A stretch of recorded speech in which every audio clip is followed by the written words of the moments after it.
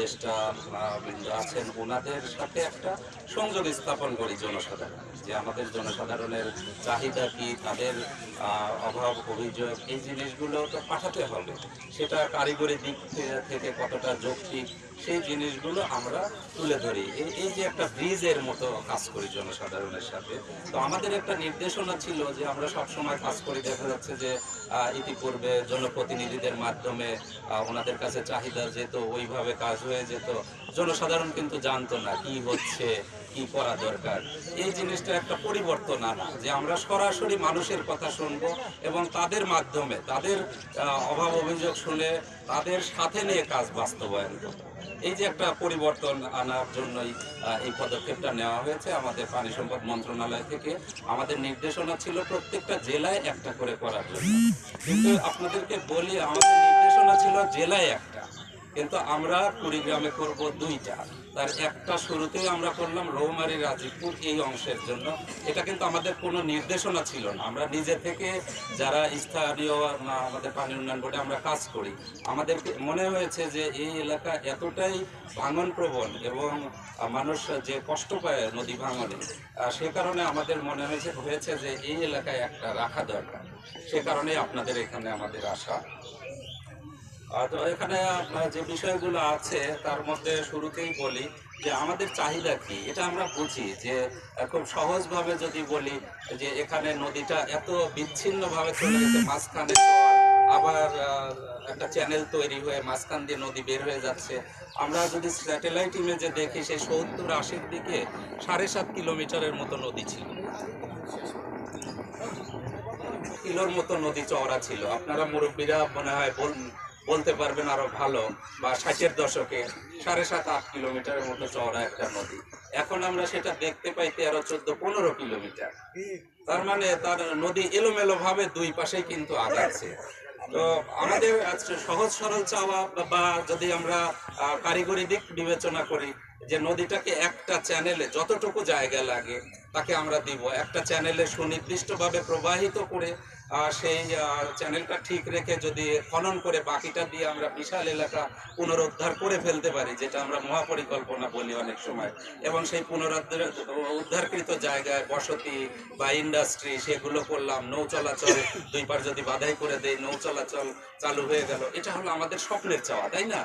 আমরাও কিন্তু কারিগরিভাবে সেটাই চাই, যে এই স্বপ্নের চাওয়া যদি হয়ে যায়, আমাদের এই যে বন্যাকালীন বা বন্যার আগে পরে এই যে দুর্গম এলাকাগুলোতে কিন্তু দৌড়াদৌড়ি করতে হয় না। আমাদের কর্মকর্তাদেরও স্বপ্নের চাওয়া কিন্তু সেটাই, কিন্তু ওই যে সীমাবদ্ধতা বিষয়টা মাথায় আনতে হবে। কারণ করছে তো, নেদারল্যান্ড করছে, সিঙ্গাপুর করছে, তারা সমুদ্র থেকে কিন্তু ভূমি পুনরুদ্ধার করে পোর্ট করে ফেলছে, শহর করে ফেলছে। আমরাও ওই জায়গায় যাবো ধীরে ধীরে, অবশ্যই সেই স্বপ্ন আমরা দেখি, কিন্তু এখন আমাদের যে সীমাবদ্ধতা, বাজেটের সাথে মিল রেখে আগাতে হবে। তো আমরাও এখানে যে আলোচনাগুলো আসলো তার মধ্যে একটা জিনিস আসলো, যে আমরা অন্য কোনো ইয়েতে না গিয়ে যে ব্লকের কাজটা এখানে একটা প্রশ্ন আসলো যে চলমান কেন। চলমান কেন বলতে হলে এটা 97% কাজই শেষ। দুই একটা প্যাকেজ, অনেকগুলো ঠিকাদার কাজ করছে, তো দুই একটা প্যাকেজ তারা ব্লকের বানানো বা ফেলার কাজটা সম্পূর্ণ করতে পারে নাই, 2 থেকে 3টা প্যাকেজ। আমাদের ওইটাও বুঝে নিতে হবে। এই জন্য আমাদের এখানে একটা মনিটরিং সিস্টেম আগে থেকে সচল আছে, এবং আবারও বলি যে জায়গাগুলোতে আমাদের কাজ চলছে, ওই জায়গায় যারা বসবাসকারী তারা জানে, ওনাদের মধ্য থেকেও কমিটি নেওয়া হয় আমাদের। এবছর ওই যে নামাজের চরের কাজ হচ্ছে, ওখানে স্থানীয় পর্যায়ে কমিটি আছে। যদি আপনাদের এরকম জানা থাকে যে ওই জায়গায় কাজ হচ্ছে বাট আমি জানি ওখানে কোনো কমিটি নেই, আমাদের জানাবেন, ওটা কিন্তু ব্যবস্থা গ্রহণ করা হবে। এবং এই মনিটরিং ব্যবস্থা আমাদের আছে। এবং ঢাকা থেকে আপনারা দেখবেন যে ব্লক বানানোর পরে স্টেপ করে দেওয়া হয়, দুইটা ব্লক করে, এবং তার ডেট লেখা থাকে এবং কোন কাজ সেই আইডি নাম্বার দেওয়া থাকে। এবং ঢাকা থেকে ইয়াং ইঞ্জিনিয়ারদের নিয়ে টাস্কফোর্স কমিটি করা আছে, ওনারা এসে এটা রং করে। দেখবেন যে বস্তার যখন কাজ হয়, যেগুলো কাউন্ট হয় সেগুলো পার্মানেন্ট কালার দিয়ে রং করে দেওয়া হয়, যাতে ওইটা ফেলতে তারা বাধ্য হয়। এবং এখানে এসে ব্লক আবার বুয়েটে নিয়ে গিয়ে টেস্ট করে সেখান থেকে আবার রিপোর্ট পাঠানো হয় যে কয়টা ব্লক গৃহীত হলো এবং কয়টা ব্লক বাতিল করা হলো। যারা কাজের সাথে সম্পৃক্ত, আপনারা একটু তথ্য নিলেই জানতে পারবেন। এই কারণে কিছু ঠিকাদারের পানিশমেন্ট হয়ে গেছে, ব্লক বাতিলও হয়ে গেছে, তাদেরকে পুনরায় বানিয়ে দিতে হচ্ছে। ওই কারণে 97% কাজ শেষ করার পরেও ওই প্রকল্প কিন্তু চলমান হিসাবেই আমাদের দেখাতে হচ্ছে, এবং তাদেরকে 100% কাজ করে ওখান থেকে যেতে হবে। তো যাই হোক, অন্তত পক্ষে আপনাদের কাছ থেকে একটা পজিটিভ দৃষ্টি পেলাম যে আমাদের কর্মকর্তারা অন্তত আসেন। আপনারা বললেন যে তারা বারবার আসে, আশ্বাস দেন, কিন্তু কাজ হয় না। তো এটা যদি শুনতাম যে তারা আসেই না, তাহলে আমাদের আরো বেশি খারাপ লাগতো। কারণ আমরা আসি, আপনাদের কষ্ট উপলব্ধি করি, আমরা এই তথ্যটা জানাই আমাদের সর্বোচ্চ পর্যায়ে, প্রতিনিয়ত জানাচ্ছি, প্রতিবেদন দিচ্ছি, আপনাদের কষ্টের সাথে আমরাও সমবেত, আমাদেরও খারাপ লাগে। কিন্তু যে সীমাবদ্ধতার কথা বললাম, দেখেন, পরিকল্পনা, যে কোনো প্রজেক্টের পরিকল্পনা হয় পরিকল্পনা কমিশনে গিয়ে পাস হয়, সেটা আমাদের মন্ত্রণালয় থেকে আলাদা একটা বডি। আবার বাজেট কিন্তু আসে অর্থ মন্ত্রণালয় থেকে।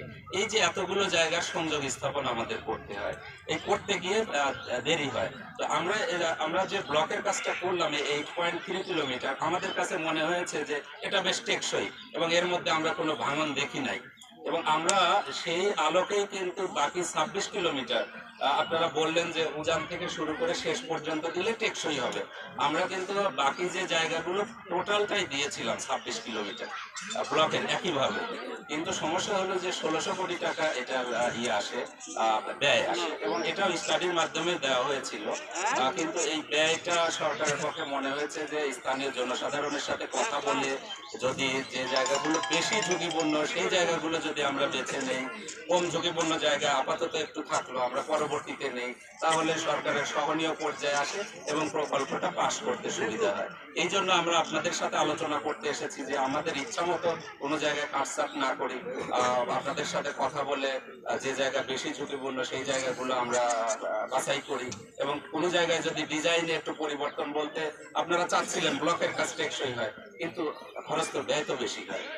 তো ওনারাও তো একটা টাকার আমাদের একটা ধারণা দিয়ে দিচ্ছেন, ফলে আমাদের কিছু জায়গায় হয়তো ওই যে জিও ব্যাগ বা স্যান্ড সিমেন্ট জিও ব্যাগের দিকে যেতে হচ্ছে।